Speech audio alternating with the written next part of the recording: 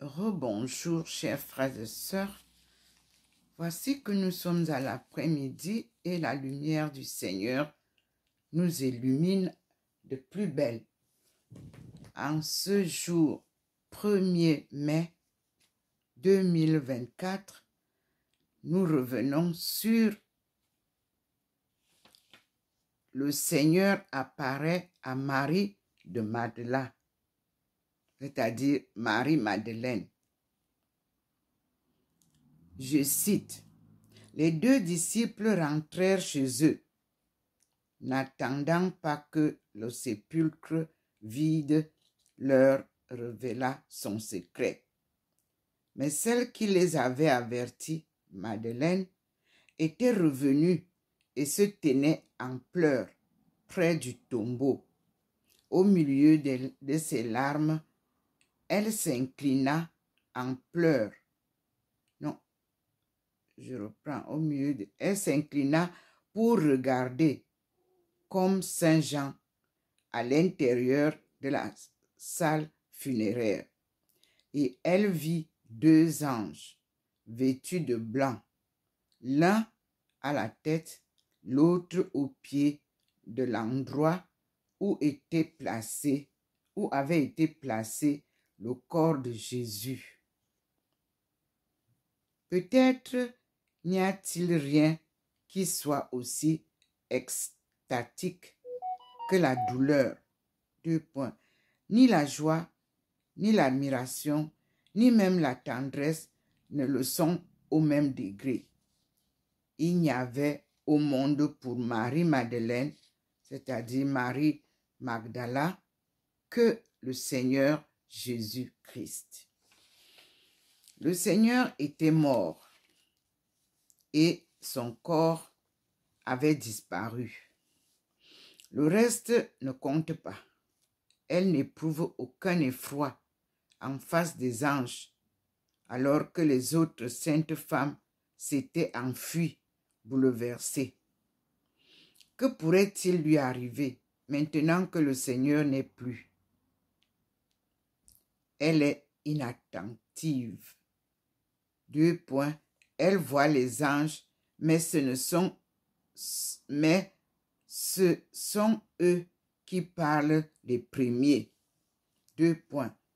Femme, disait-il, pourquoi pleurez-vous?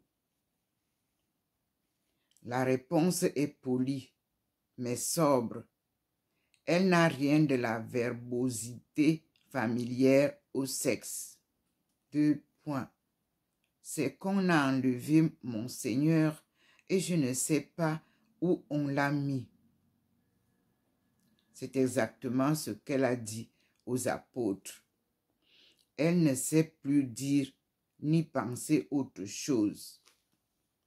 La formule de réponse est presque indirecte, sans appellatif adressé aux anges. Elle pourrait être aussi bien une réflexion de Marie-Madeleine se parlant à elle-même. Il n'était pas possible que le Seigneur se dérobât à tant d'amour et se rendit présent. À la ligne. Comme Marie-Madeleine fut-elle avertie de sa présence? Non. Comment Marie-Madeleine fut-elle avertie de sa présence? Parce que la lumière vient de faire encore un grand jet et j'ai été un peu perturbée, excusez-moi. Comment Marie-Madeleine fut-elle avertie de sa présence? Y eut-il un bruit de pas? Les anges avaient-ils donné un signe d'attention ou de respect à celui qui venait d'apparaître? Quoi qu'il en soit, Marie se retourna. Jésus était là, devant ses yeux. Elle ne le reconnut pas. Même après sa résurrection, le Seigneur n'était pas contraint de paraître avec l'auréole. Il demanda lui aussi, comme les anges, 2 points. Femme, pourquoi pleurez-vous? Qui cherchez-vous? Les larmes de Marie-Magdeleine, ses réflexions, sa douleur ne lui permettaient pas de bien voir. Elle crut que c'était le jardinier, le gardien de cette petite propriété où était le tombeau. Il est si régulier lorsque le Seigneur se montre que les âmes ne le reconnaissent pas. C'est un fantôme. C'est Élie. C'est Jérémie. C'est un prophète. C'est le jardinier. C'est un étranger, diront les disciples d'Emmaüs. À la ligne. Le jardinier, du moins, doit savoir. C'est peut-être lui qui, pour éviter les allées et venues trop fréquentes dans son jardin, aura emporté le corps ailleurs.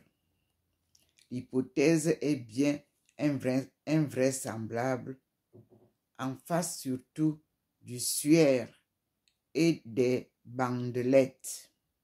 Mais ceux qui aiment et ceux qui souffrent songent-ils toujours à écarter l'invraisemblable? Marie-Madeleine suppose, en tout cas, que rien n'a pu se faire qu'avec le gardien et moyennant sa complicité. Il lui a demandé 2 points. Qui cherchez-vous? Elle est tellement préoccupée du seul Jésus qu'elle ne songe même pas à prononcer son nom et répond comme si le jardinier était sûrement au courant de tout, puisqu'il a témoigné de la compassion. Peut-être consentira-t-il à dire son secret. 2 points. Et alors que, tout à l'heure, Marie-Madeleine ne donnait aucun appellatif aux anges. Voici maintenant qu'elle décerne le titre de Seigneur au jardinier. 2 points. Seigneur, si c'est vous qui l'avez enlevé, dites-moi où vous l'avez déposé et je l'emporterai. Ce mort était un ennui pour vous. Vous ne l'aimez pas, vous. Mais moi qui l'aime, je l'emporterai. Il ne vous gênera plus. Ô sainte folie de l'amour! Le cœur du Seigneur n'y résiste point. Celle qu'il venait d'appeler d'un terme vague, il l'appelle maintenant de son nom. 2 points. Marie. Peut-être était-ce la coutume à Béthanie, dans l'intimité. Elle se retourne alors pour tout de bon, reconnaît la voix et répond, 2 points, ouvrez les guillemets, Rabouni,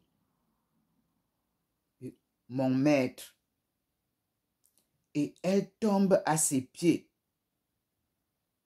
Son lieu d'élection pour le temps et l'éternité. Le verbe qui suit a été fort tourmenté par les exégètes et les maîtres de la vie spirituelle. Assez universellement, après Saint Augustin, c'est Saint Jean de la Croix, Bossuet, on a considéré le Noli me tangere comme un mouvement de protestation contre les témoignages d'une tendresse trop extérieur. Le Seigneur, appartenant désormais à une vie nouvelle et plus haute, aurait écarté de lui des manifestations qui ne s'accordaient plus avec les conditions de sa vie ressuscitée. Ces paroles impliqueraient donc une injonction adressée à Marie-Madeleine. C'est Marie de Magdala ou Marie Magdala, de se tenir à distance et l'invitation de s'élever à une charité plus spirituelle, plus affranchie des sens. Cette explication, nous l'avouons, nous a toujours paru très loin de l'Évangile. Il nous semble d'abord que le Seigneur ne saurait être pour nous ni un danger, ni un piège, ni un obstacle. Il n'est pas de condition surnaturelle où nous puissions, où nous devions nous détourner de l'humanité du Seigneur, ni nous distraire de sa beauté. Sans doute, le Seigneur conduit chacun de nous par des voies diverses. Sans doute, il y a lieu, selon les différentes étapes de notre vie spirituelle et sous la direction de la grâce, de nous porter vers tel ou tel mystère, vers telle ou telle portion de la doctrine. Mais exclure systématiquement et de parti pris, exclure de notre oraison et de notre contemplation soit la divinité, soit l'humanité du Seigneur, c'est la Sainte Vierge. Ceci est irrégulier et ne peut conduire qu'à l'illusion. Nous savons bien ce qu'on répondra. 2 points, ouvrez les guillemets, le danger n'est pas dans l'objet, mais dans le sujet. C'est peut-être dans le procédé selon lequel Sainte Marie-Madeleine était attachée au Seigneur qu'il y avait matière à correction. Fermez les guillemets. Ceci non plus ne parvient pas à nous satisfaire. Est-il vrai qu'on puisse aimer mal le Seigneur? On peut l'aimer trop peu, mais l'aimer mal. Non. Dans les 3 circonstances évangéliques où le Seigneur eut l'occasion d'apprécier l'amour de Marie-Madeleine, il l'a loué sans réserve. Le Seigneur aurait-il changé? Nous verrons bientôt qu'il n'en est rien. Quant à Marie-Madeleine, appelée Marie de Magdala, tout ce qui s'est passé ces derniers jours n'a fait qu'accroître jusqu'à l'extrême sa charité. Il faut donc renoncer à interpréter la parole de Jésus comme une reproche, même voilée. 2 points. N'aurait-il pas, dans la circonstance, l'apparence d'une cruauté? À la ligne. Point d'interrogation. Aussi bien le texte lui-même, s'il est lu attentivement, nous semble exclure cette interprétation. Au cours de toutes les apparitions, le Seigneur a eu le visible souci d'établir le fait de sa résurrection. Et dans ce dessein, il a invité les apôtres à s'assurer qu'ils n'étaient point en présence d'un fantôme. Ceci posé, le noli me tangere, entendu au sens du mot à mot, devient inintelligible, surtout pour celle dont il veut faire l'apôtre des apôtres eux-mêmes. Une interdiction de cette nature aurait facilement fait douter de la réalité de la résurrection et suggéré l'erreur docétiste à la ligne. Mais ce qui nous paraît décisif contre l'explication courante, c'est ce qui suit. Non dum enim ascendi. La conjonction enim indique une liaison logique entre le premier membre et le second. Deux points, ouvrez les guillemets. Ne me touchez pas, parce que ou puisque je ne suis pas encore monté vers mon Père. Fermez les guillemets, point. Avec l'interprétation que nous écartons, on est conduit logiquement à ce raisonnement plutôt étrange. Deux points, ouvrez les guillemets. Aujourd'hui que je suis avec vous, ne me touchez pas. Bientôt, vous me toucherez lorsque je n'y serai plus. Ajournez vos démonstrations jusqu'à l'heure où vous ne pourrez plus vous y livrer, puisque j'aurai disparu. Point, fermez les guillemets. Il faut reconnaître, d'ailleurs, que les commentateurs nous répondent deux points. Le Seigneur sera alors vraiment touché, appréhendé, possédé, entre guillemets, par la foi. Point d'exclamation à la ligne. Mais les vraies semblances, le caractère du texte et du contexte, tout nous invite à adopter une explication plus simple. Marie-Madeleine a retrouvé le Seigneur. Référence Cantique 3, verset 4. Dans les livres des Cantiques.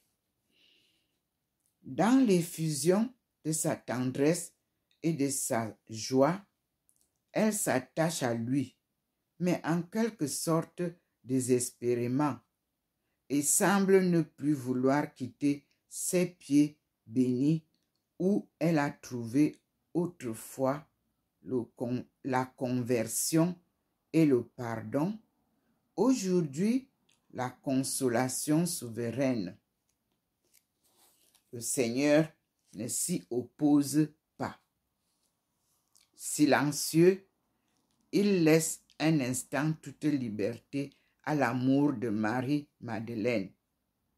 Et lorsqu'il reprend la parole, c'est pour lui indiquer affectueusement qu'il y a autre chose à faire.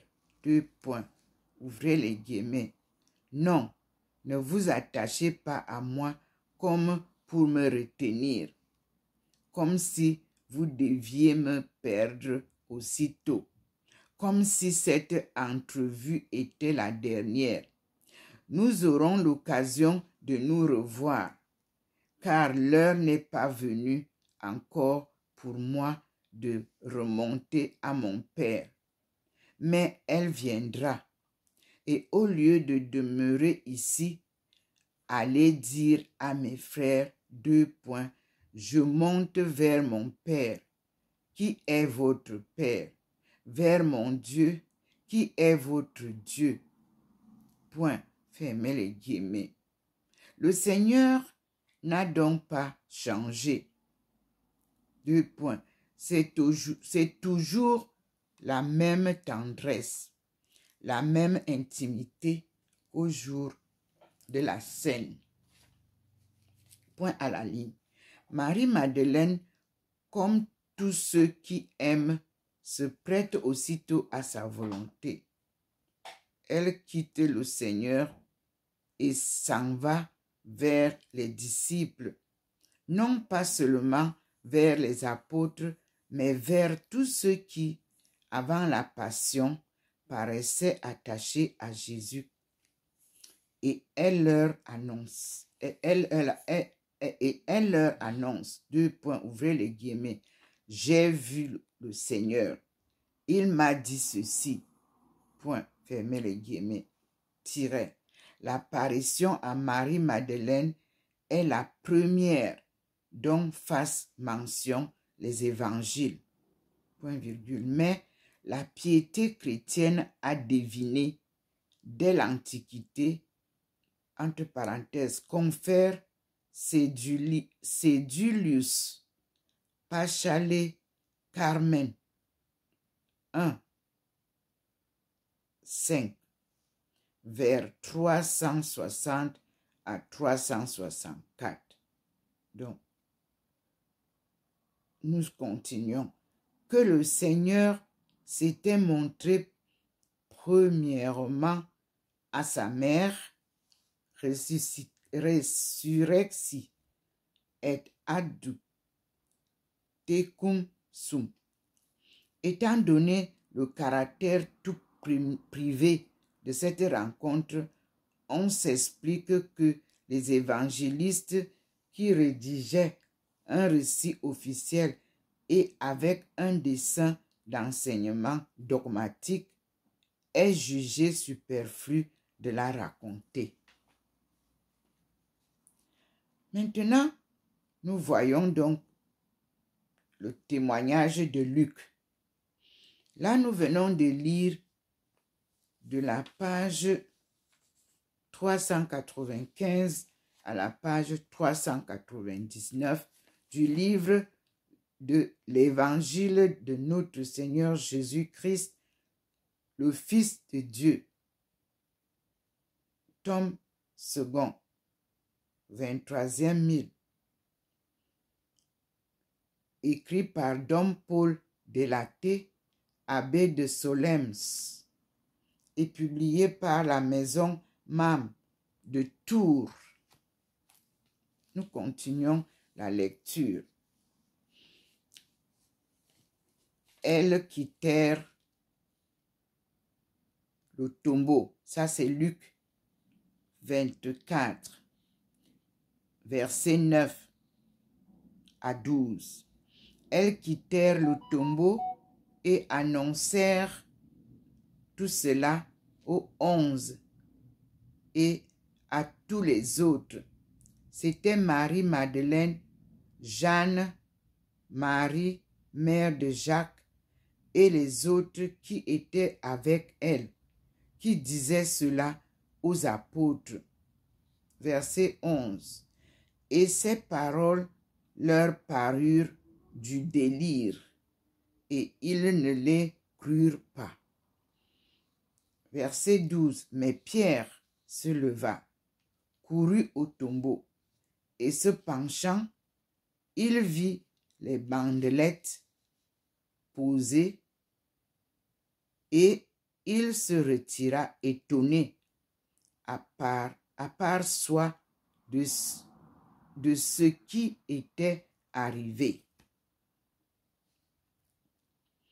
Ici, le rédacteur nous dit, il nous faut revenir un peu en arrière pour retrouver les autres saintes femmes.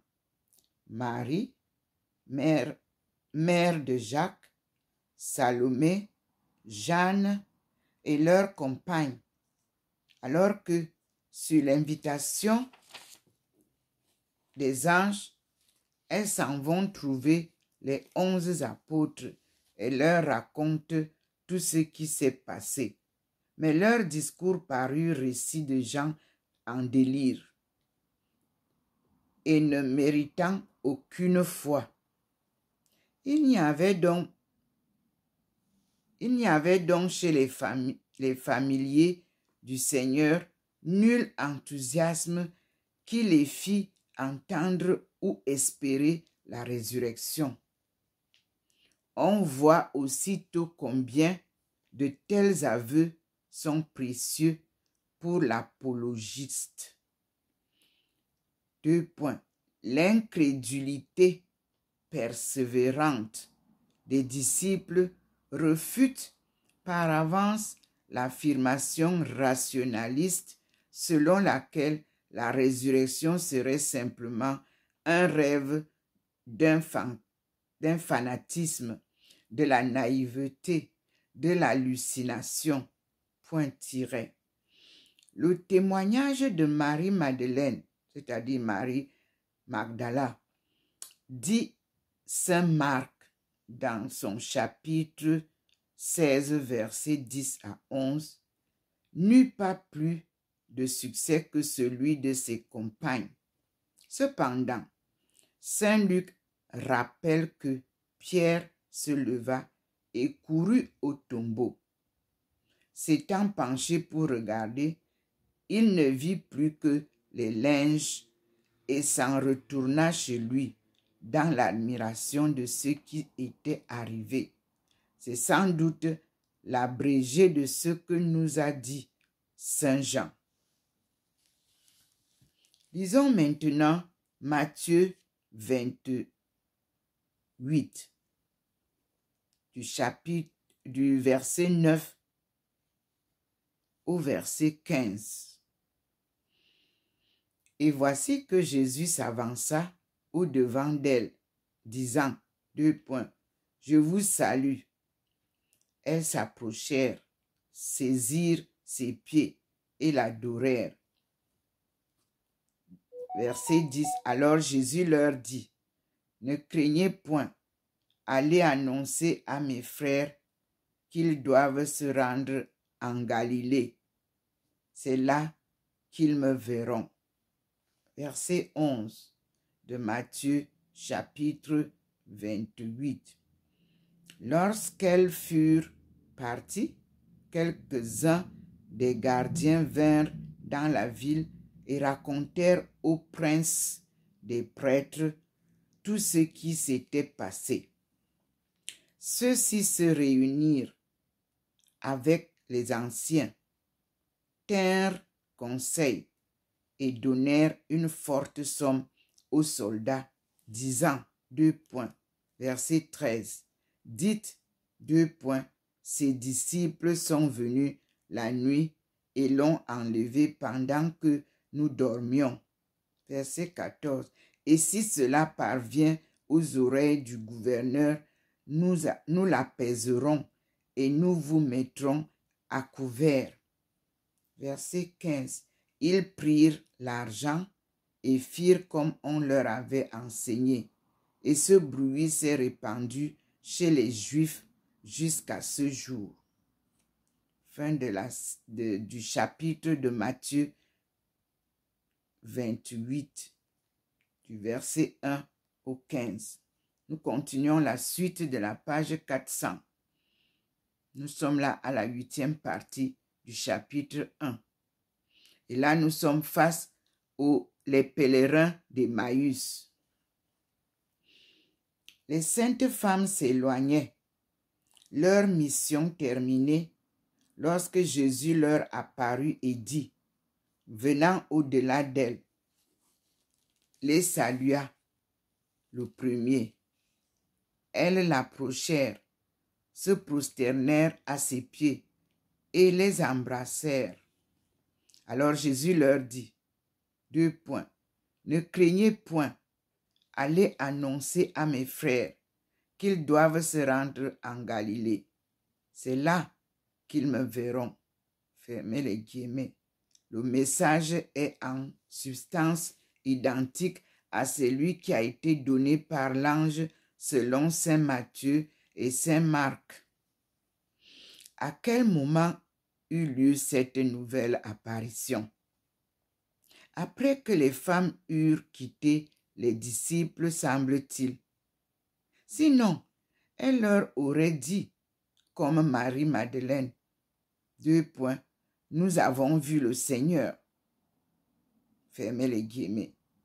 Il est à noter que les disciples d'Emmaüs connaissaient seulement les pèlerinages des saintes femmes et de quelques disciples au tombeau vide.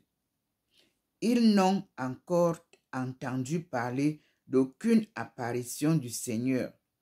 Vous lirez cela dans Luc 24, versets 22 à 24, à la ligne.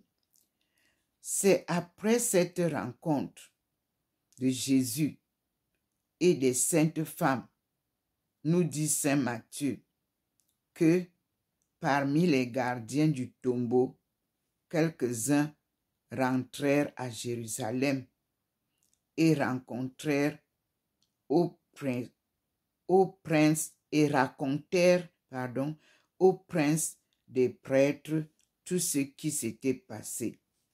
Les prêtres et les anciens se réunirent alors en conseil. Ils prirent le parti d'étouffer la chose et d'acheter le silence et la complicité des gardes. On leur offrit une forte somme et on leur suggéra de dire ouvrez les guillemets, les disciples de Jésus sont venus la nuit et l'ont emporté pendant que nous dormions. Fermez les guillemets. Et si la nouvelle de cette prétendue soustraction parvient aux oreilles du procurateur, à qui appartenait le corps du supplicié et qui l'avait abandonné à la garde du Sanhédrin, il est promis aux gardiens qu'ils ne seront pas inquiétés. La loi romaine était d'une sévérité extrême contre la corruption et la vénalité des gardiens. Vous lirez cela dans Actes des Apôtres, chapitre 16, versets 27 et 28. Fermez la parenthèse. Soyez sans inquiétude, disent les Sanhédrites. Nous apaiserons Pilate et vous abriterons contre toute poursuite. Fermez les guillemets. Peu scrupuleux, les soldats reçurent l'argent et répétèrent la leçon suggérée. Cette histoire d'un enlèvement furtif, conclut l'évangéliste, s'est répandue parmi les Juifs et elle a circulé jusqu'à ce jour. Saint Justin leur reprochera d'avoir organisé par toute la terre un véritable colportage de calomnie pour contester la résurrection et l'ascension du Seigneur. Vous lirez cela dans Dialogue avec Tryphon, chapitre 17, je crois c'est le verset 58 ou 107. 57, je crois. On verra ensemble. Nous passons à Luc 24, verset 13, 14.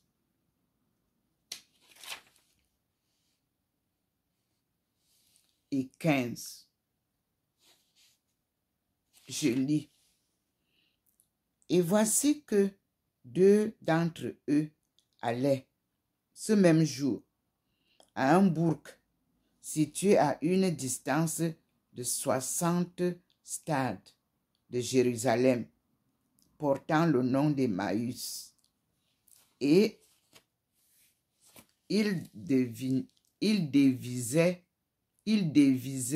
entre eux de tous les événements qui venaient de se passer. Et il advint pendant qu'ils discouraient et discutaient ensemble que Jésus lui-même s'approcha et prit leur pas. Donc, du verset 16 au verset 32, nous allons écouter les entretiens.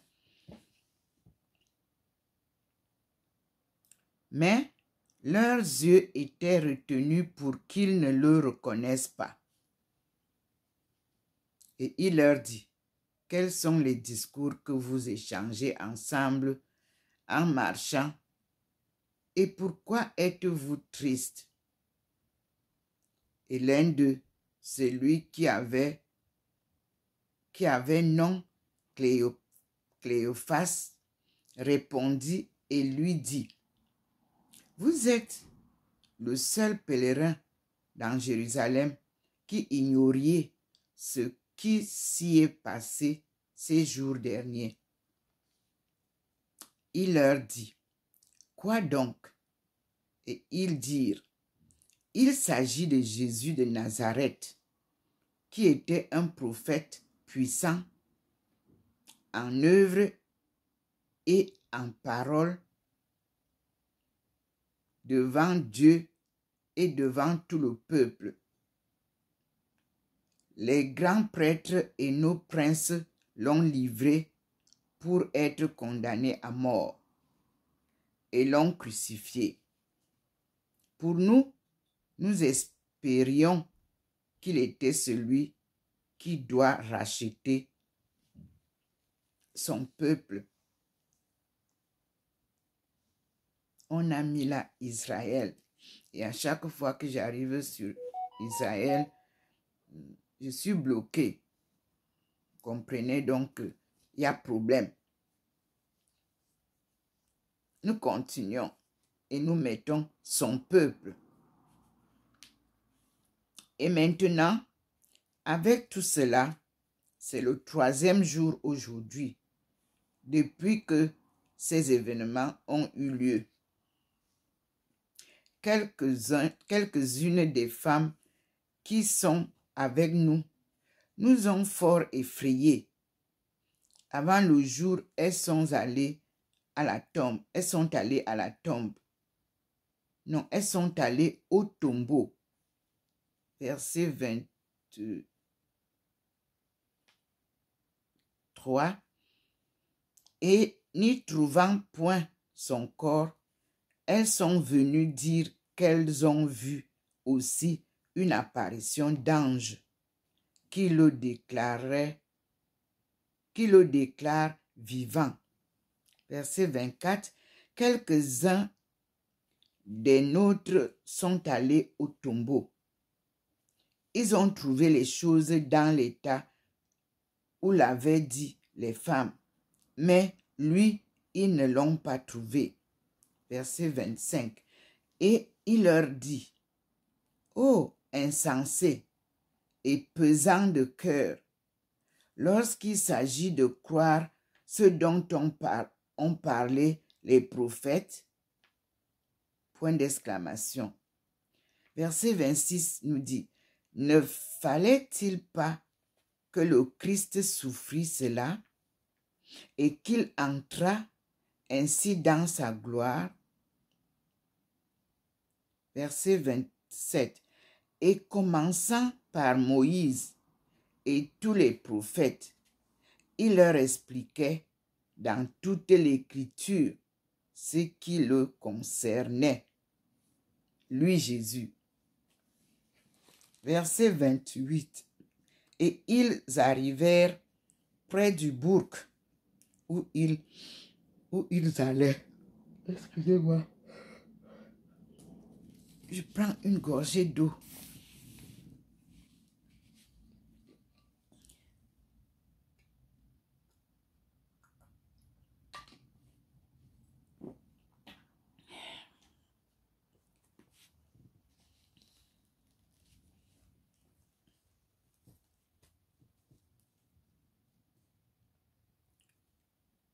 Donc, on dit, verset 27, « Et commençant par Moïse et tous les prophètes, il leur expliquait dans toute l'Écriture ce qui le concernait. Verset 28.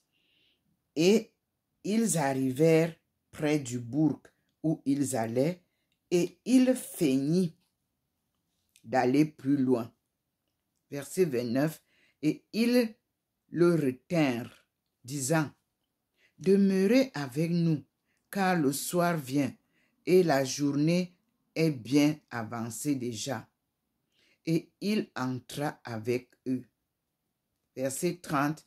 Et il advint, étant à table avec eux, il prit du pain, le bénit, le rompit, et il le leur présentait. Verset 31, leurs yeux s'ouvrirent, et ils le reconnurent, et il disparut de leurs yeux. Verset 32, et ils se dirent l'un à l'autre, n'est-il pas vrai que notre cœur était brûlant au-dedans de nous, tandis qu'il nous parlait en chemin et qu'il nous expliquait les Écritures? Nous venons de lire là, comme je venais de dire, Luc 24, du verset 13 au verset 32. Nous continuons à écouter l'évangéliste qui parle. En ce même jour de la résurrection, l'après-midi, 2 des disciples auxquels les saintes femmes avaient raconté leur visite au tombeau cheminaient vers le bourg d'Emmaüs, éloigné de 60 stades, au mieux 70 stades de Jérusalem. Ils dévisaient de tous les événements qui venaient de se passer, s'efforçant de les comprendre.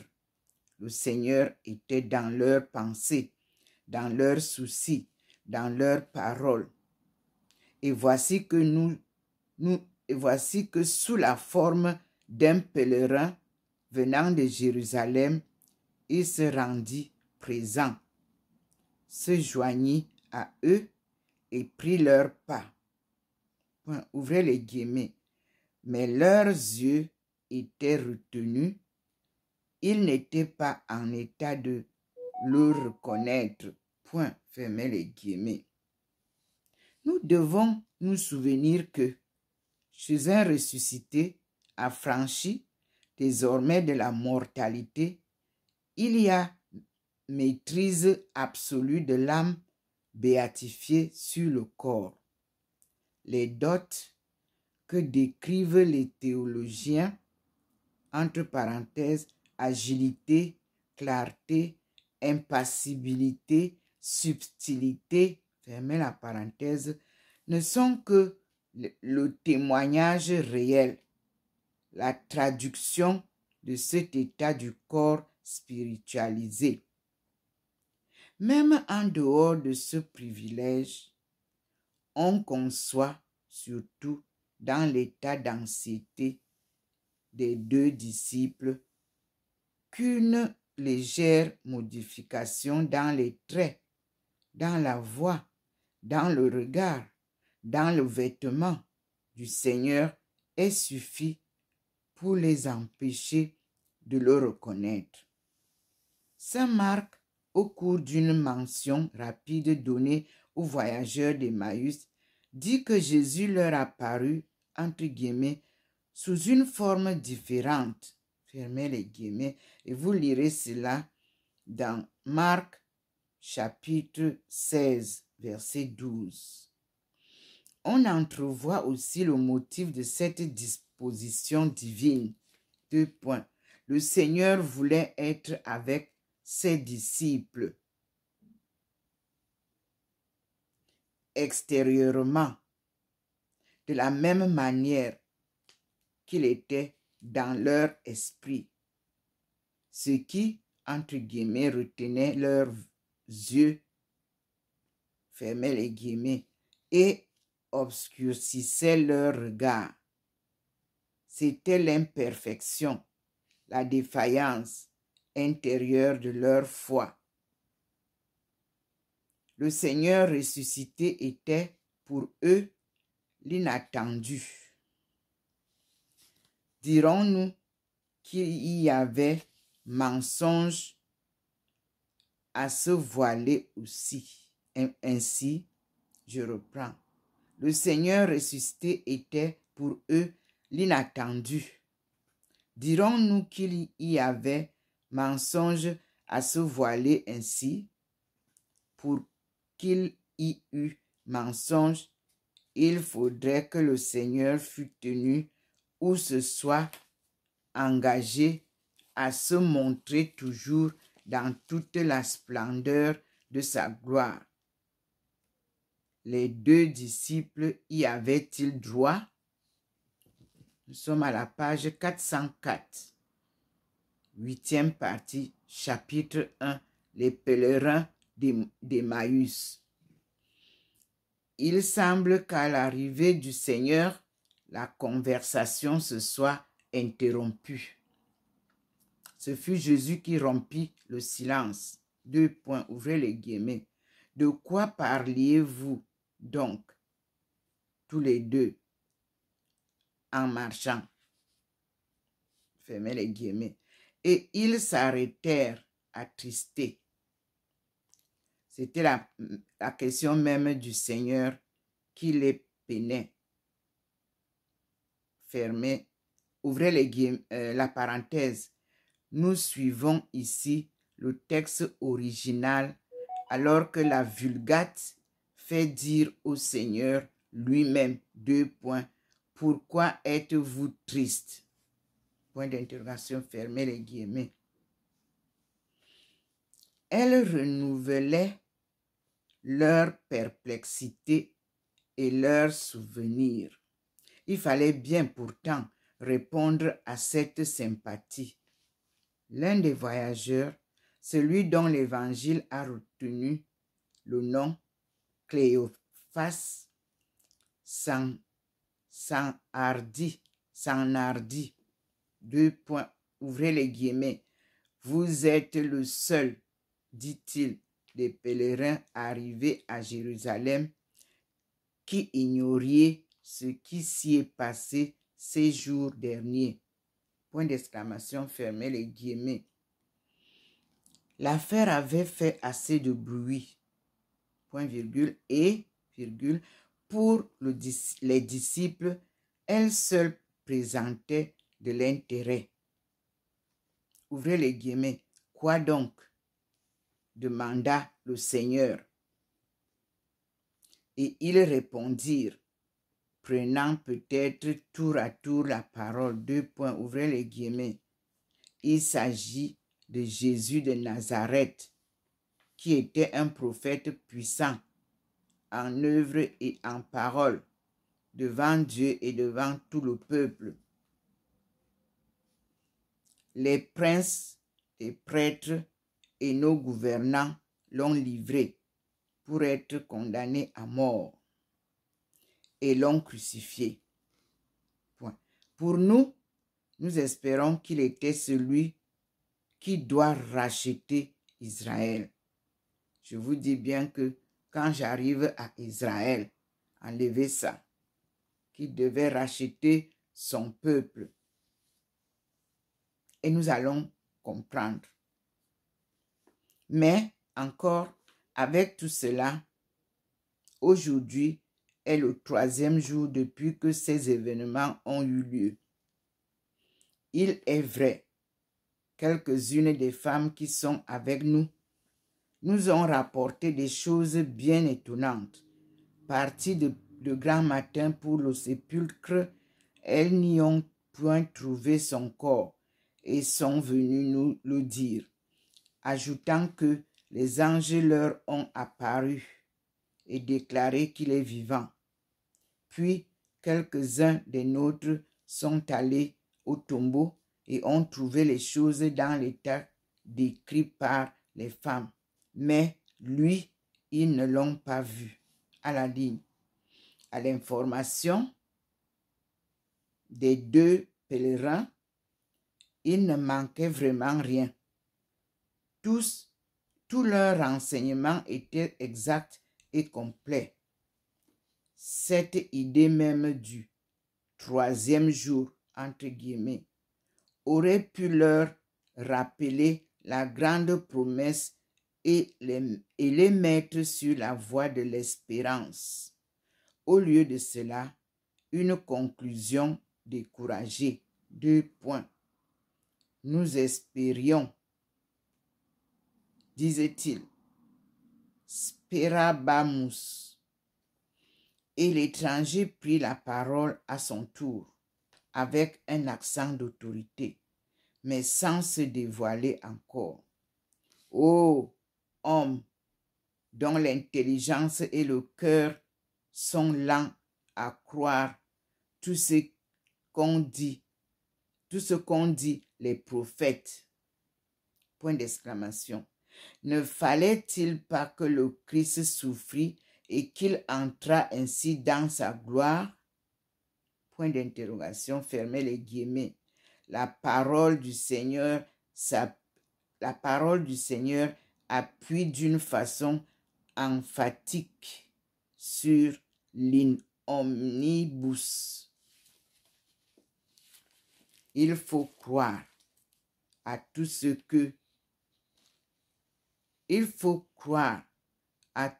que contiennent les livres saints. Point. Il y est question non seulement des gloires du Messie, mais encore de ses souffrances. Vous lirez ça dans 1 Pierre, chapitre 1, versets 10 à 11. Fermez la parenthèse. Pourquoi donc écarter celle-ci comme un scandale? L'Écriture, lue avec soin, ne marque-t-elle pas la liaison qui existe entre ces deux parties de la vie du Christ? Le Seigneur s'étonne, dans la forme très vive de son interrogation, que des Juifs éclairés, des disciples de Jésus, n'aient pas reconnu une doctrine si évidente. Puis vient la démonstration où il se plaît à recueillir dans les livres de Moïse d'abord, puis dans les prophètes, en un mot, dans toutes les Écritures, les témoignages qui se rapportaient au Messie. Point à la ligne. Nous sommes à la page 405. On arriva près d'Emmaüs. Les deux disciples se préparèrent à entrer, mais l'étranger feignit, lui, de vouloir aller plus loin. Alors, ils le retinrent affectueusement. Demeurez avec nous, car le soir vient et la journée est bien avancée déjà. On était dans la seconde partie du jour. Après avoir reconnu le Seigneur, les disciples ont eu tout le loisir de retourner à Jérusalem. Il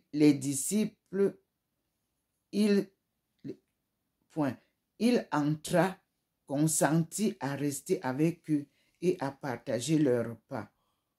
On lui déféra la présidence comme à un docteur. Il prit le pain, le bénit, le rompit et le leur distribua. Alors leurs yeux s'ouvrirent et le reconnurent. Est-ce la reproduction de la scène eucharistique? Point d'interrogation. Plusieurs commentateurs le pensent, mais sans preuve suffisante. Ici, en effet, il n'est question que de l'espèce du pain. De plus, la fraction semble avoir eu lieu au début du repas et non à la fin, comme au Cénacle. Enfin, les 2 disciples n'avaient probablement pas assisté à l'institution de l'Eucharistie. Comment la répétition d'une cérémonie dont ils n'avaient pas été les témoins aurait-elle pu les aider à reconnaître le Seigneur? Peut-être furent-ils frappés par un geste, une attitude familière à leur maître. Peut-être se souvinrent-ils de la multiplication des pains, comme vous le lirez dans Luc, chapitre 9, verset 16. Fermez la parenthèse, point. L'Évangile marque simplement d'ailleurs que le Seigneur se manifesta au cours de la fraction du pain, après avoir ouvert les yeux de leur intelligence. Il était naturel qu'il en fît autant pour les yeux du corps. Mais aussitôt après, il disparut. Et ils se disaient l'un à l'autre, 2 points. N'est-il pas vrai que notre cœur était brûlant au-dedans de nous, tandis qu'il nous parlait en chemin et qu'il nous expliquait les Écritures? Fermez les guillemets, point d'interrogation, fermez les guillemets.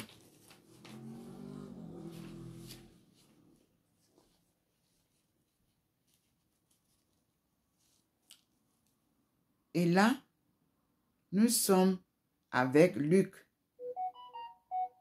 24, verset 33, qui dit: Et se levant sur l'heure, ils rentrèrent à Jérusalem. Ils trouvèrent assemblés les 11 et ceux qui étaient avec eux. Verset 34, disant, 2 points, le Seigneur est ressuscité vraiment. Il est apparu à Simon. Verset 35, et ils racontèrent à leur tour ce qui s'était passé en chemin et comment ils l'avaient reconnu à la fraction du pain.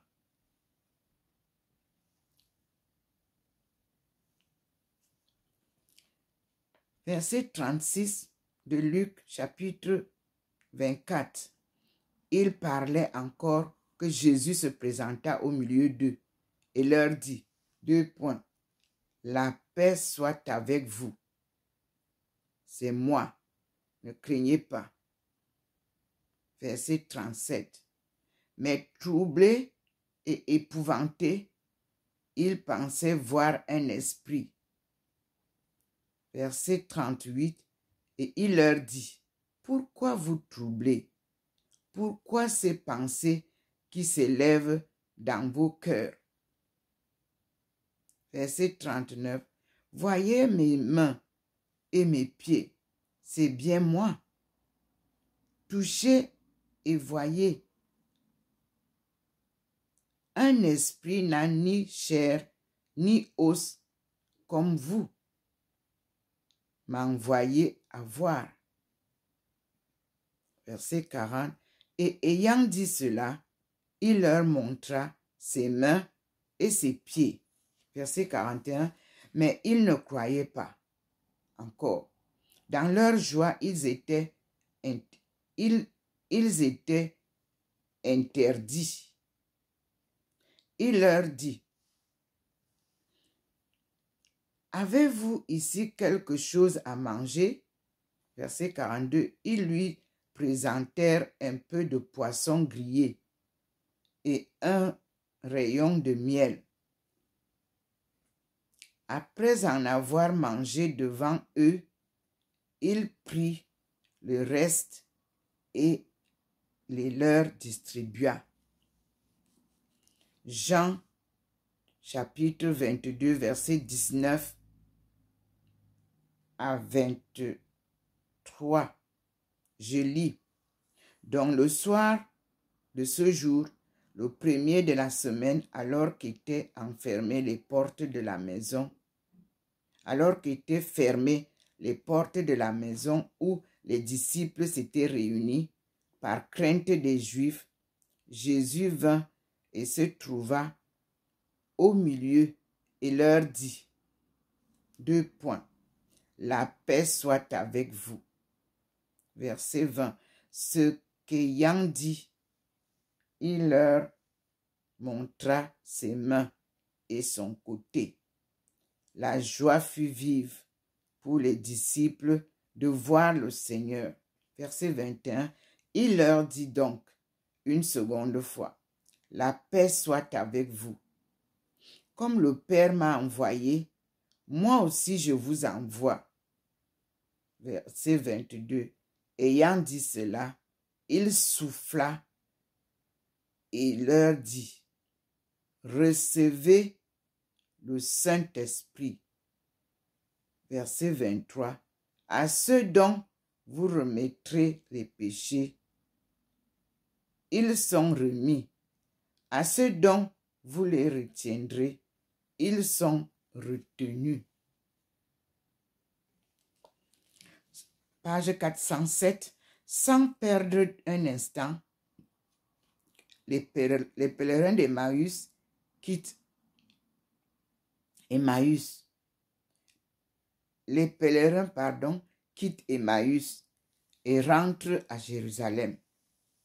Ils trouvent assemblés les 11 apôtres avec les disciples, leurs compagnons habituels. Saint Luc dit, ouvrez les guillemets, les 11, pour désigner en son ensemble le collège apostolique. Mais nous savons par Saint Jean que Thomas était absent. Peut-être est-ce la première réunion des apôtres depuis le soir du jeudi saint, sans doute au Cénacle. L'heure est tardive. Silencieusement, les portes se referment sur les arrivants, par crainte des Juifs. La rumeur de la résurrection avait peut-être circulé déjà. Nul ne savait à quel excès se porterait la synagogue. La persécution, après s'être exercée contre le Maître, ne s'étendrait-elle pas aux disciples? Ils n'ont pas encore reçu le don de force et prennent toute leur sécurité. Pourtant, la foi s'est réveillée chez le plus grand nombre et les pèlerins d'Emmaüs sont accueillis par une exclamation joyeuse. 2 points, ouvrez les guillemets. Oui, le Seigneur est ressuscité et il est apparu à Simon. Point d'exclamation, fermez les guillemets. À leur tour, ils racontent les incidents de leur voyage et comment Jésus s'est fait reconnaître d'eux dans la fraction du pain. Ils parlaient encore lorsque Jésus se présentait soudain au milieu de l'assemblée, les portes closes. Entre guillemets, la paix soit avec vous. Fermez les guillemets, dit-il. Les mots ego sum nolite timere paraissent une glose. Point. Fermez la parenthèse. Saisis de stupeur et épouvantés, les disciples se crurent en face d'un fantôme, d'un esprit. Mais le Seigneur leur dit, pourquoi vous troublez? Pourquoi ces anxiétés, ces pensées de doute qui s'élèvent dans vos cœurs? Voyez mes mains et mes pieds. Entre parenthèses, Saint Jean écrit, mes mains et mon côté, faisant allusion à la blessure du côté, dont seul il a parlé. Fermez la parenthèse. C'est bien moi touchez-moi et voyez. Un esprit n'a ni chair ni os. Et vous les pouvez constater en moi. Fermez, point d'exclamation, fermez les guillemets. Et ce disant, il leur montrait ses mains, ses pieds. Quod vidimus oculus nostri, écria Saint Jean. Quod perspecimus et manus nostri concretaverum de verbo vitae. Vous lirez cela dans 1 Jean, chapitre 1, verset 1. Quelques-uns se semblaient pas persuadés encore. Peut-être n'osaient-ils pas croire à tant de bonheur. Ils demeuraient muets. C'est d'étonnement. Tandis que la joie envahissait leurs âmes.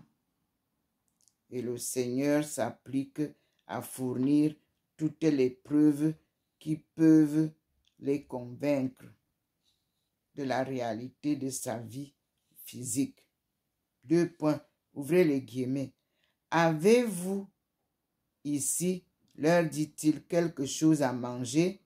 Le repas de ce soir était terminé, mais il restait un peu de poisson grillé et de rayons de miel.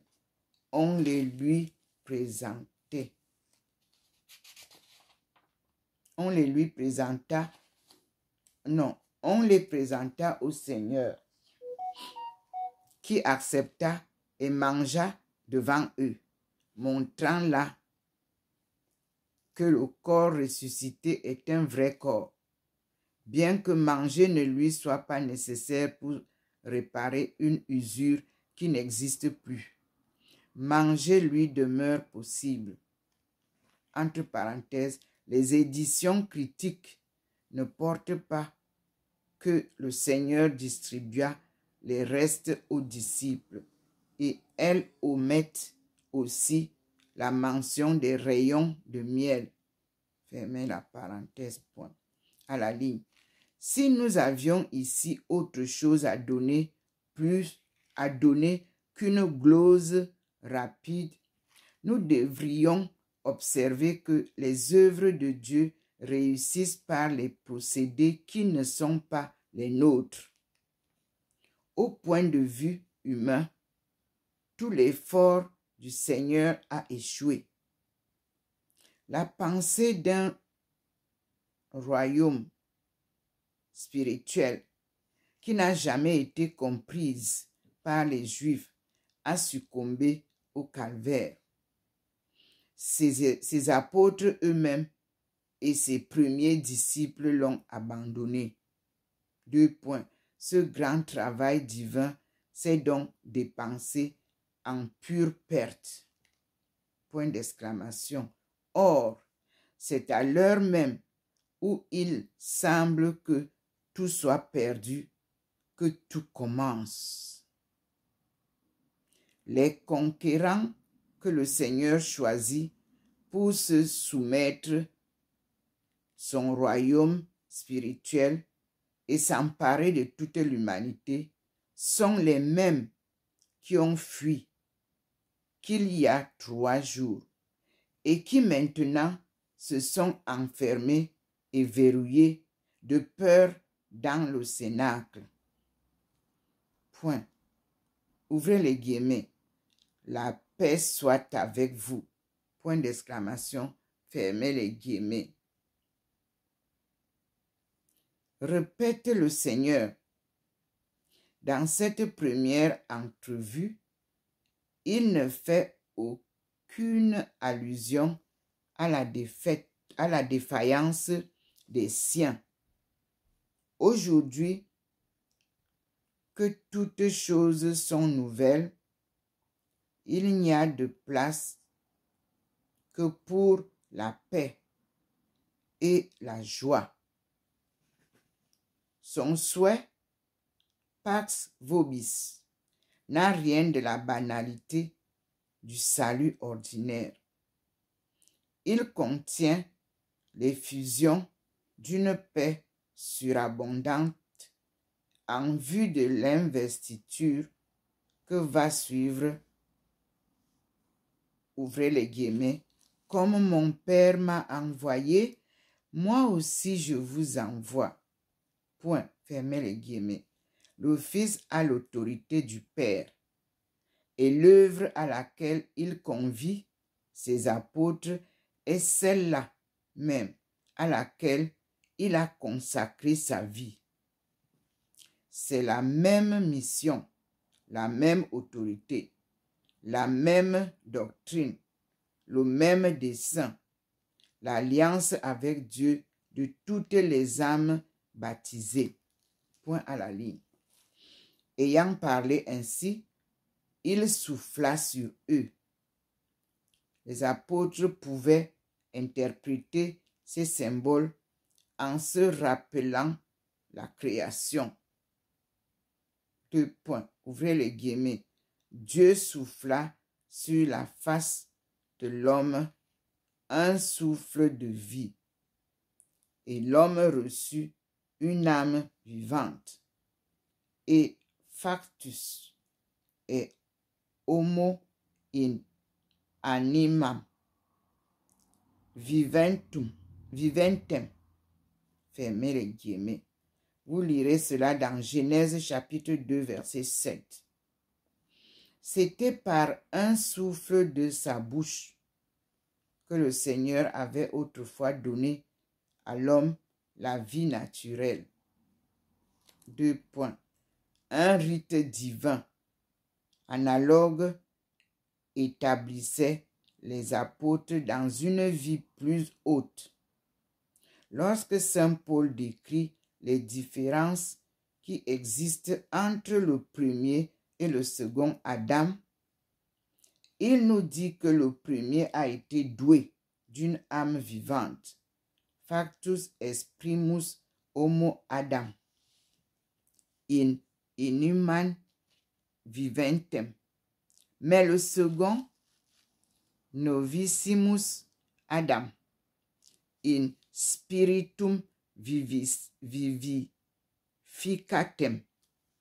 Vous lirez cela dans 1 Corinthiens chapitre 15 verset 45. Fermez la parenthèse. 2 points. Le Seigneur est en possession de l'esprit vivifiant. L'Esprit Saint est l'esprit de notre Seigneur Jésus-Christ. Il procède de lui comme du Père et il est communiqué par le Seigneur aux apôtres. 2 points. Recevez l'Esprit Saint. Fermez les guillemets, entre guillemets.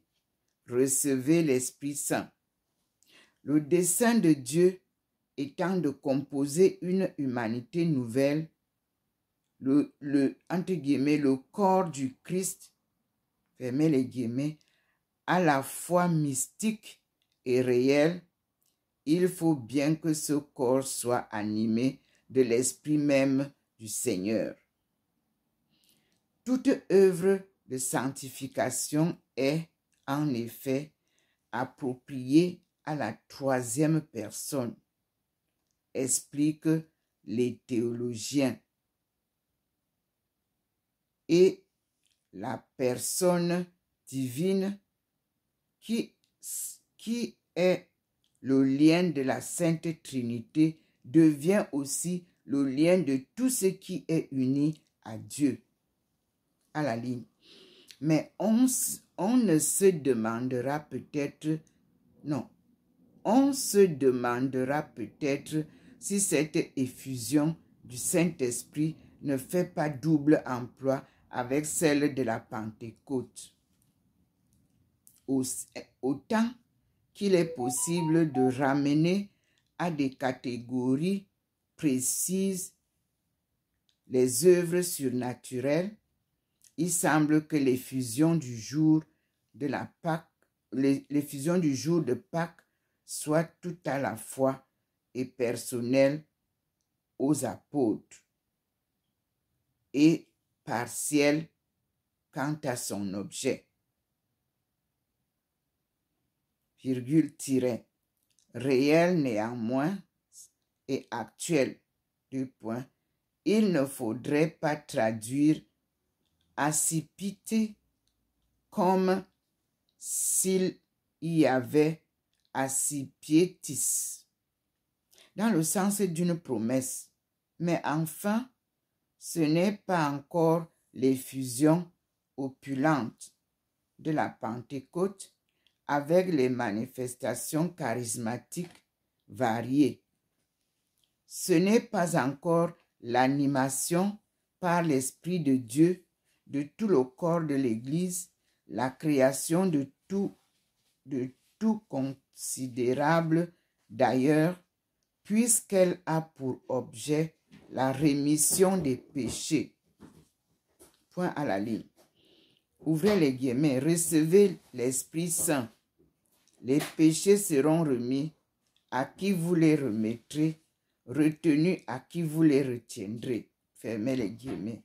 Il n'y avait et il n'y a jamais entre Dieu et l'homme d'autres obstacles à l'union que le péché. C'est pour cela que l'expiation et la réconciliation doivent être antérieures à l'alliance, comme l'explique l'Épître aux Hébreux. Mais dès que la rançon de notre rédemption a été fournie, dès que le sang qui purifie les consciences a été versé, rien ne s'oppose plus à l'application de sa vertu. Aussi, les apôtres sont-ils investis du pouvoir de remettre les péchés, c'est-à-dire de les effacer, virgule, tiret, et du pouvoir de les retenir s'ils s'abstiennent de leur appliquer la vertu du sang rédempteur.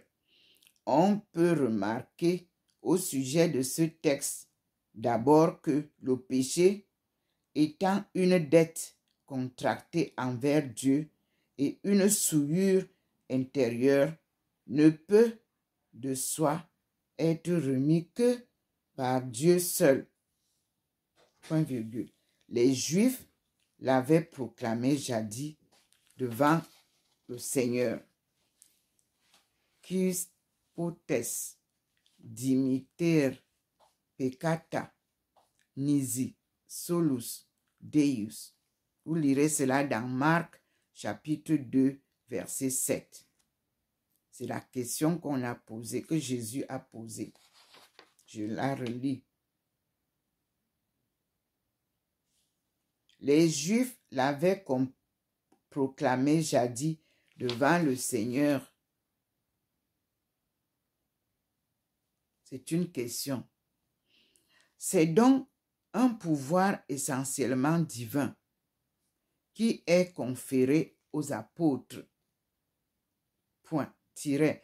Il est conféré avec une telle plénitude que Dieu regarde comme sienne toute sentence prononcée par les apôtres et leurs successeurs. Point. Et parce que cette autorité s'exerce avec discernement et non d'une façon arbitraire ou inconditionnée, il y aura jugement, appréciation, sentence juridique. Point. Ces paroles du Seigneur contiennent l'institution même du sacrement de pénitence selon l'interprétation formelle du Concile de Trente. Vous verrez cela dans CSESS 14, canon 3.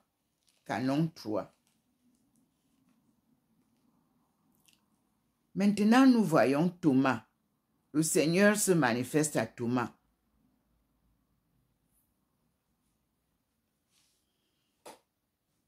Jean 22, verset 24. Thomas, l'un des 12, surnommé Didyme, n'était pas avec eux quand vint Jésus. Verset 25, les autres disciples lui dirent donc, nous avons vu le Seigneur. Mais il leur dit, si je ne vois dans ses mains la trace des clous, et si je ne mets mon doigt à l'endroit des clous, et si je ne place ma main dans son côté, je ne croirai pas. Verset 26. 8 jours après, les disciples étaient de nouveau à l'intérieur et Thomas avec eux. Jésus vint, les portes étant fermées, se tint au milieu et dit, la paix soit avec vous. Verset 27. Puis il dit à Thomas, mettez votre doigt ici et voyez mes mains. Approchez votre main et mettez-la dans mon côté. Et ne soyez plus incrédules, mais fidèles. Verset 28. Thomas répondit et lui dit, mon Seigneur et mon Dieu. Jésus lui dit, parce que vous m'avez vu, Thomas, vous avez cru. Bienheureux ceux qui n'ont pas vu et ont cru.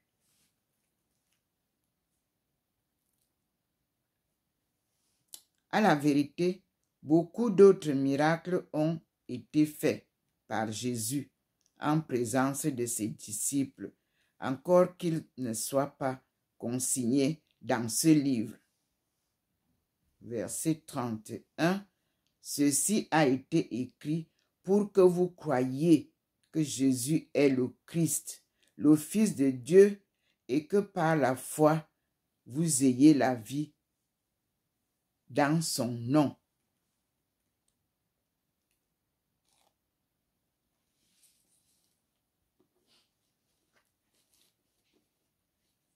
Nous allons nous arrêter ici et faire un petit silence pour remercier le Seigneur pour ses enseignements magnifiques, riches et qui nous redonnent la force et le courage de continuer dans cette lancée. Et vous avez la lumière du Seigneur. Vous voyez comment je suis assise baignée dans cette lumière-là. Je fais le témoignage divin des livres et des Écritures que sa main invisible choisit chez moi pour m'enseigner l'évangile de Jésus-Christ, notre Seigneur, le Fils de Dieu. Et je vous dis à très bientôt. À chaque fois qu'il se manifestera, je partagerai avec vous tout ce qu'il me donne. Que cette lumière éclaire vos cœurs, que cette lumière illumine vos cœurs afin que vous puissiez être convertis. Puisqu'il a dit, mon peuple meurt par ignorance. Il vient donc nous donner la connaissance de Dieu. Prenons-la. Méditation s'impose. Écoutez,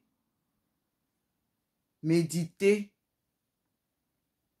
et vous aurez le salut que le Seigneur nous apporte. Et je vous dis merci. Vous pouvez voir au-dessus de ma tête, là, la colombe est posée en fond. Mais c'est comme ça que Dieu se manifeste.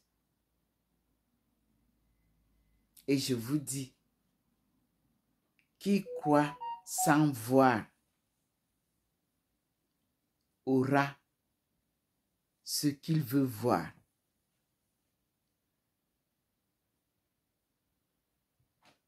Moi, j'ai cru sans voir.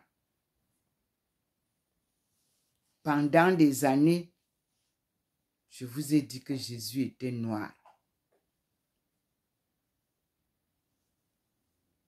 De 1985 qu'il m'a apparu à ce jour 2024 où vous applaudissez tous maintenant, je n'ai cessé de vous dire que Jésus, Marie, Joseph étaient noirs. Que David était noir, que tous les 12 apôtres étaient noirs. Et le Seigneur m'a documenté d'une manière vraiment où je n'ai pas besoin de quoi que ce soit pour vous parler de ces merveilles de notre histoire bafouée. Mais nous sommes le peuple de Dieu. Nous ne sommes pas appelés Israélites. Non. Nous sommes les descendants de Jacob. À partir de Joseph, vous allez comprendre que nous venons de la lignée de Jacob. Qu'on ne vous embrouille pas. Et vous voyez comment le Seigneur m'accompagne tout au long du chemin jusqu'en Perse. Quand je vous parlais de Perse, je crois que mes sœurs et frères vont maintenant comprendre que je ne marche pas de moi-même. Abdul Baha'i était venu m'apparaître ici.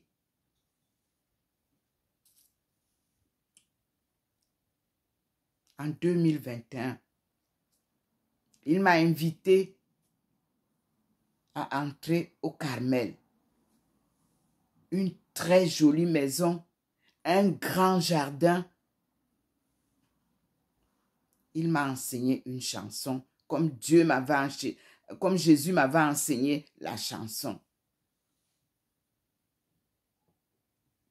Ceux qui se sentaient propriétaires de l'enseignement d'Abdul Baha'i ont même enlevé ça de mon site. Moi, je ne vends rien de tout ce que Dieu me donne. C'est la règle première. Si vous voulez être riche au nom de Dieu, ne commercialisez rien de ce que Dieu vous donne. Alors, il vous comblera. Parce qu'il s'appelle Yahvé, la providence. Si vous voulez courir, chercher l'argent dans les affaires de Dieu, vous allez être plus pauvre que la souris de l'église. Ce n'était pas des 20 mots. Être pauvre comme les souris de l'église. Parce que dans l'église, on ne compte pas l'argent. On ne vient pas acheter. Mais c'est devenu du commerce. Voilà pourquoi nous sommes aujourd'hui dans l'impasse. Vous avez sur ma tête la présence du Seigneur. Et vous avez sa lumière qui m'entoure. Il est 18h40. Quand il arrive, que ce soit la nuit, que ce soit le jour, je suis prête à l'écouter. Vous aussi, apprenez à le faire. On est trop occupé. Et Dieu, moins. Nous ne nous occupons pas de Dieu. Si on le fait, c'est très peu. Même ceux qui sont serviteurs de Dieu sont très affairés à d'autres choses qu'à lui. Écoutez le Seigneur. Louez-le. Il nous aime plus que vous ne pouvez l'imaginer. Mais Nous sommes toujours éloignés de lui, toujours perturbés avec d'autres choses, plein de... Nos têtes sont bourrées des pensées qui ne peuvent même pas donner de solution à tout ce que vous voulez dire ou à tout ce que vous voulez faire. Sans Dieu, c'est lui le maître. Je vous assure.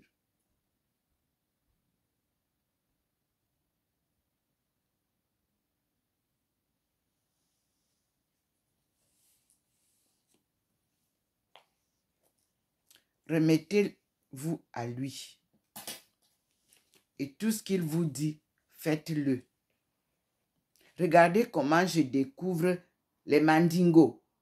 Dans plusieurs livres que je ne savais pas, parce que je cherchais, je disais que le Mali m'aide à trouver à partir de Tombouctou. Mais le Seigneur m'a dit, c'est moi qui vais te donner tout ce que tu veux. Attends, mes frères et sœurs, il y a au moins 5 livres qui me redonnent la marche de nos gens jusqu'à Tombouctou et de Tombouctou jusqu'aux États-Unis. Oui. Et dans les îles où j'ai été, il m'a amené rencontrer les nôtres. Pouvez-vous imaginer? Par exemple, je vous ai parlé de les Bushinengue en Guyane. Eux, ils m'ont prise, ils m'ont amené à l'endroit où, quand ils ont fui, là où ils ont posé les pieds. Et ils m'ont dit, on n'amène pas n'importe qui ici. Tu fais partie de notre famille. Puis, comme les Africains aiment le désordre, ils ont créé un désordre pour dire que eux, ils viennent du Congo. Parce que nous étions un professeur congolais et moi, j'étais camerounaise. Moi, je ne discute pas en ce temps-là. Parce que moi, j'ai les éléments, les écrits. Ils ont fait, il y en a, ils sont partis en Côte d'Ivoire et tout ça. Mais comme le Camerounais est désordonné, jaloux de son frère ou sa sœur, je suis resté tranquille.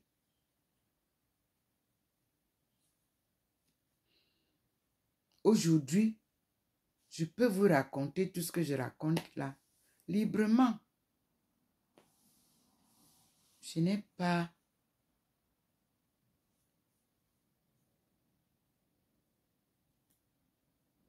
à m'inquiéter. Parce que tout ce que je dis là, le Seigneur a dit qu'il va faire comme il a planifié. Vous montez, vous descendez, faites le désordre comme vous voulez. Racontez tout ce que vous dites. Le voici, présent. Regardez vous-même. Asseyez-vous aussi et puis la lumière va faire comme ça. Comme elle m'entoure là. Elle m'entoure là. Vous allez comprendre que ce n'est pas la lumière du soleil. C'est une lumière divine. Nous avons donc entendu maintenant qui était Marie-Madeleine, comme vous dites en français, mais elle s'appelle Marie Magdala. Pourquoi? Elle est née à Magdala, à la frontière éthiopienne. Et nous allons voir maintenant, au fur et à mesure, qu'est-ce est la ville Magdala? Qu'est-ce qu'il y a là-bas? C'est la Bible éthiopienne qui va nous raconter cette histoire. Je ferme en vous montrant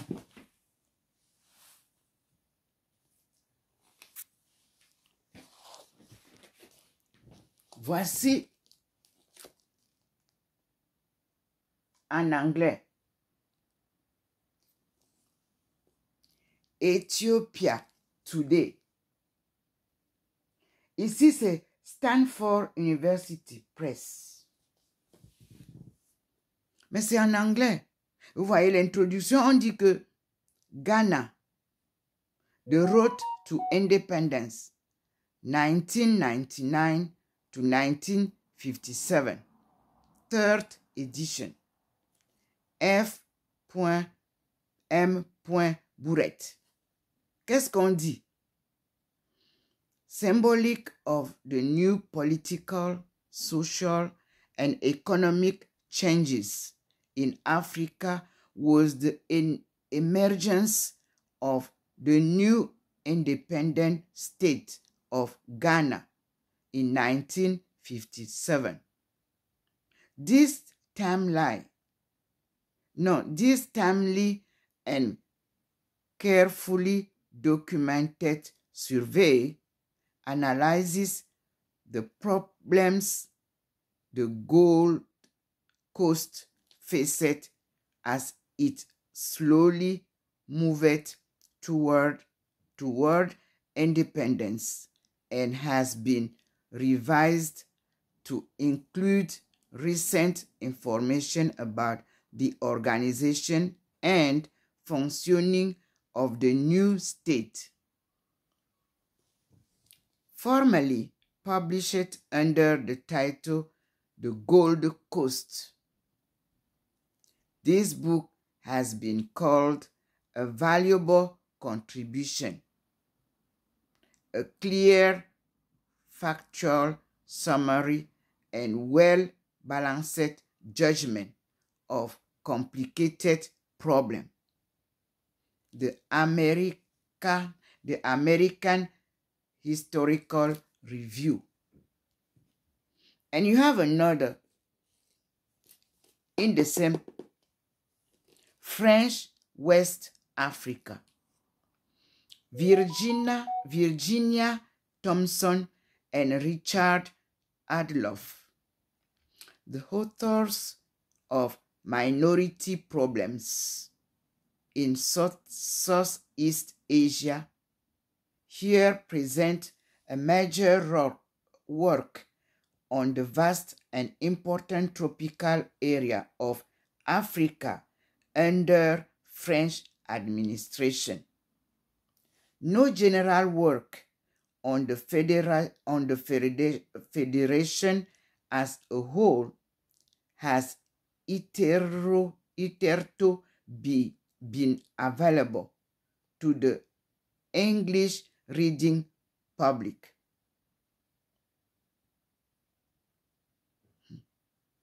The book is a general survey of the main political, social, economic, and cultural developments in French West Africa. With much analysis, which takes into account both official and non-official French and African viewpoints. The emphasis is upon the rapid evolution of French West Africa in many fields since World War II, but the historical background is also traced, particularly where it helps the reader to understand current developments. You see?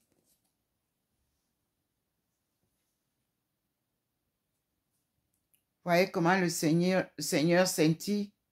Je voulais arrêter et il m'a ramené à ça.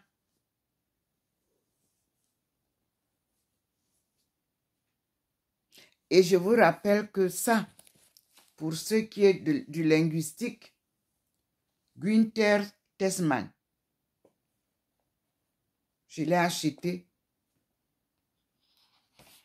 sur instruction de Monsieur Laburte Tolera.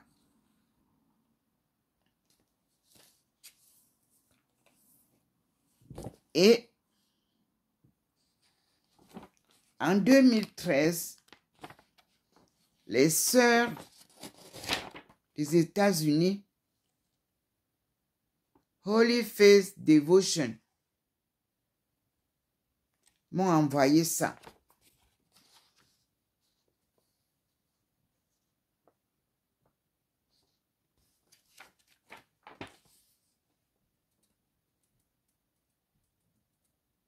Et nous allons toujours nous appuyer sur la sainte face. The holy face of Jesus from the image that I have here. You can compare with this image.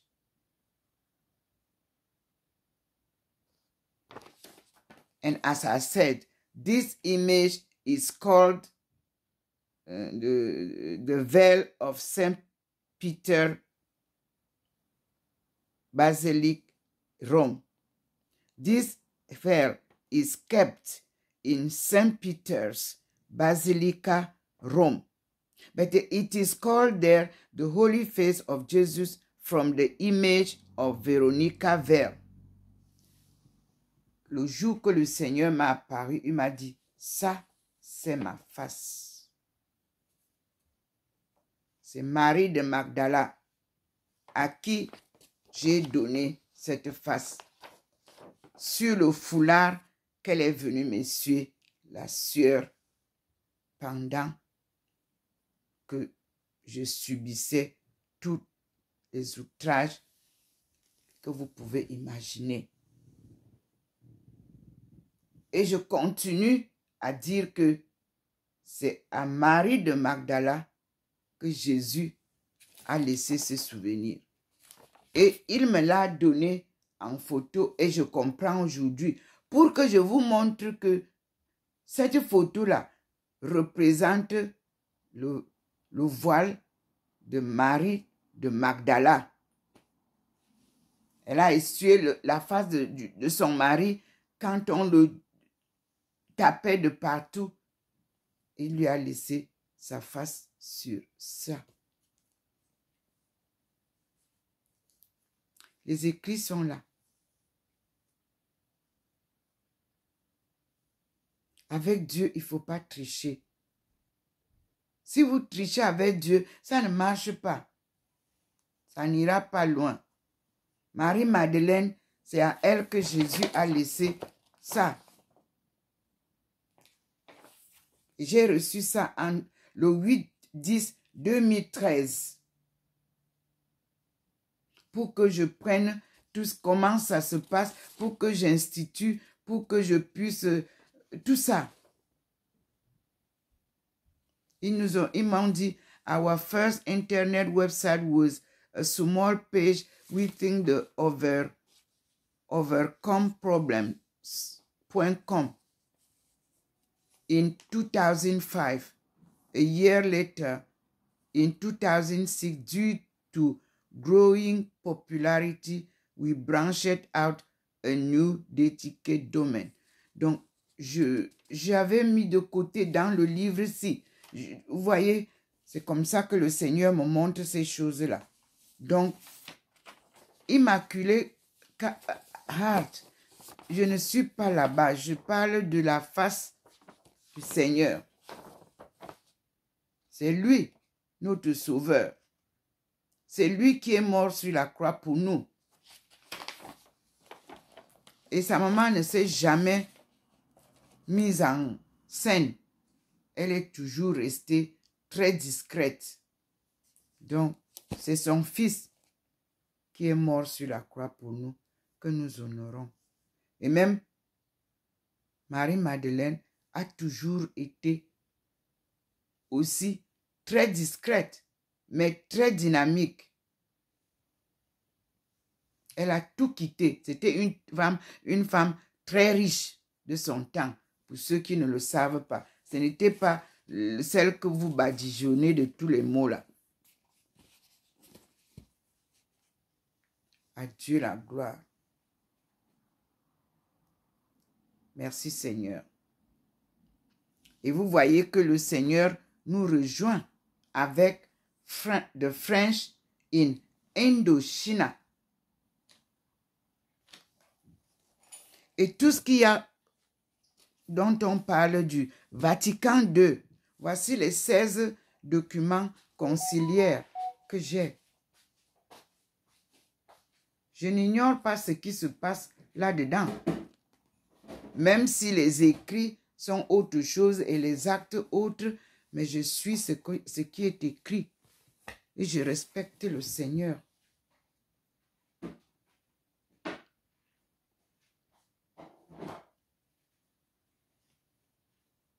Merci Seigneur.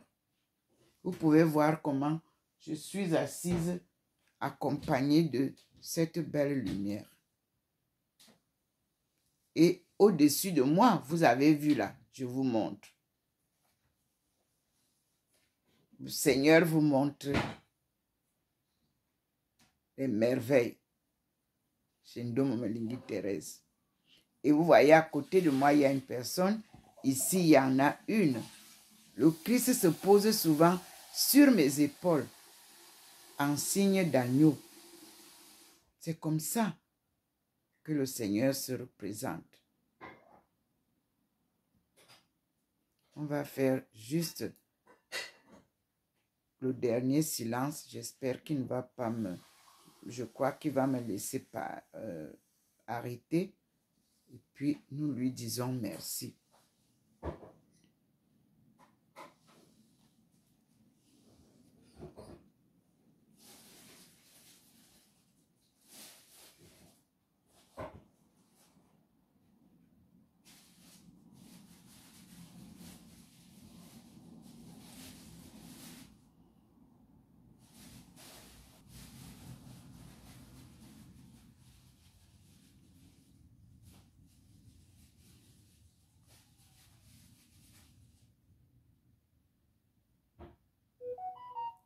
Je suis maintenant envahi par tout ce que vous m'envoyez.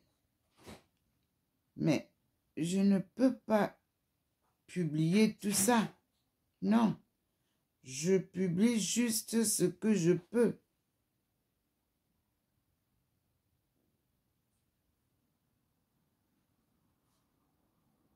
Je suis la voix du Seigneur.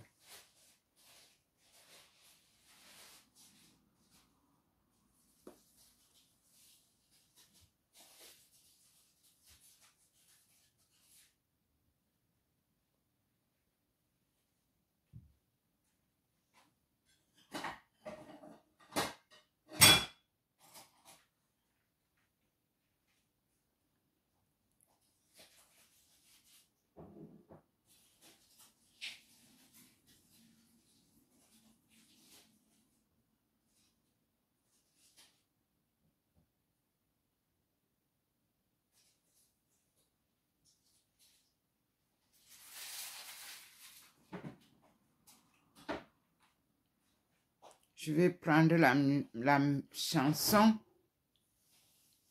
de Feu Pierre Béthéné qui m'avait donné l'autorisation d'utiliser ces chansons, même de son vivant. Vous pouvez voir dans mes publications, je l'ai souvent fait. Et ça me rappelle comment nous louons Dieu.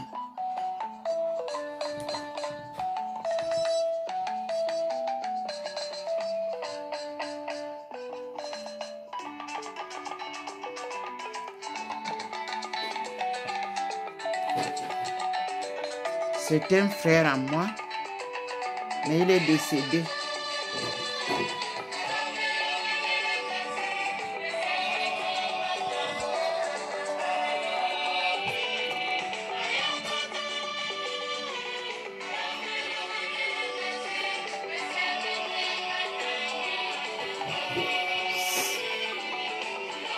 C'est un somme.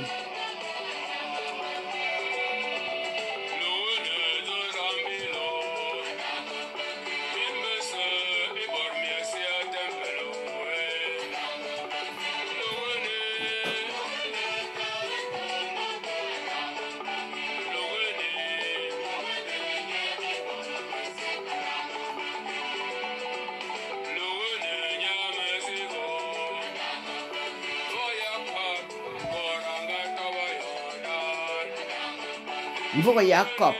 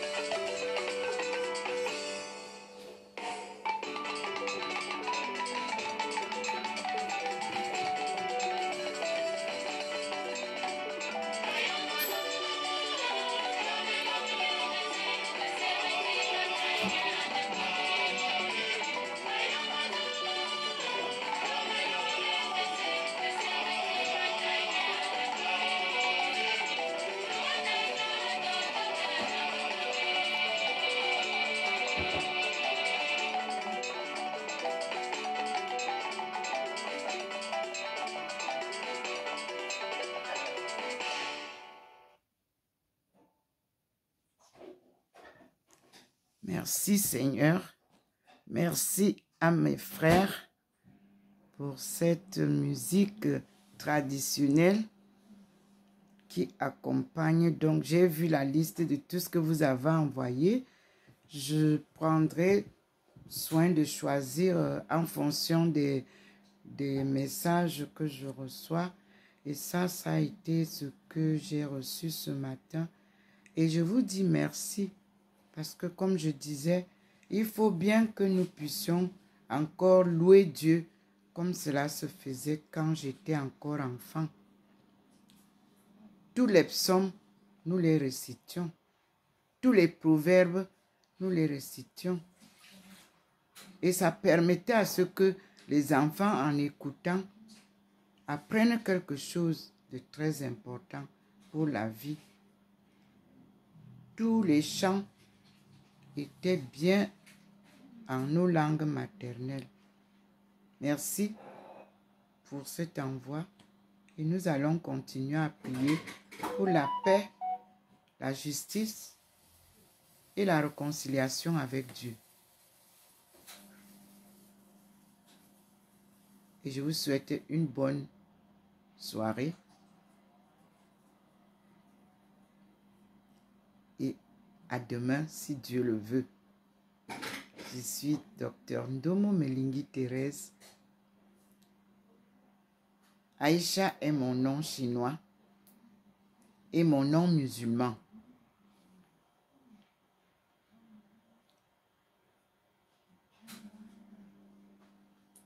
Appelé par le Seigneur pour cette mission des derniers temps où il voudrait rassembler ses peuples.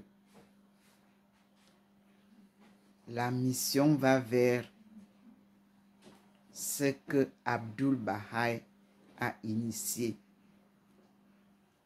Et nous écoutons ensemble les messages, les chants, les lamentations, les guerres qui se perpétuent partout parce qu'on ne voudrait pas écouter Dieu. Et nous disons, Seigneur, aie pitié de nous, car tu es le Père de pardon. L'amour pour nous surpasse tout. Et nous te remercions de ton pardon et de ton amour pour que nous recevions ta miséricorde suprême.